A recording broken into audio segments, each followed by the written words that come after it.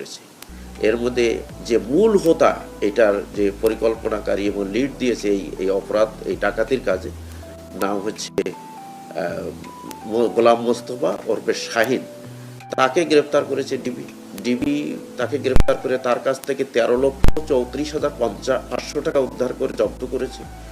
তারপরে তার দেওয়া তথ্য মতে ইমদাদুল শরীফ নামে একজনকে গ্রেপ্তার করেছে। তার কাছ থেকে 8,04,780 টাকা উদ্ধার করেছে, জব্দ করেছে। আর এদের দুজনের দেওয়া তথ্য মতেই আপনার সেনাবাহিনীর অবসরপ্রাপ্ত সার্জেন্ট শেখ মোহাম্মদ জালাল উদ্দিন ওরফে রবিউল, বয়স হবে 43-44, তাকে সে ক্যাপ্টেন পরিচয় দিয়ে চলে, তাকে গ্রেপ্তার করেছে। তাকে গ্রেপ্তার করে ডিবি জিজ্ঞাসাবাদ করে তার কাছ থেকে নগদ 63,000 টাকা উদ্ধার করেছে এবং পরে জব্দ করেছে।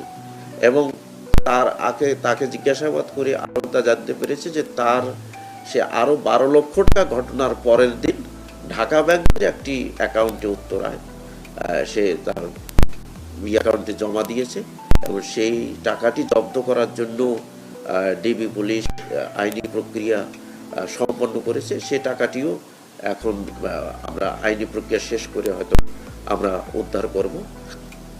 আর একজনকে গ্রেপ্তার করেছে ডিবি, সেটি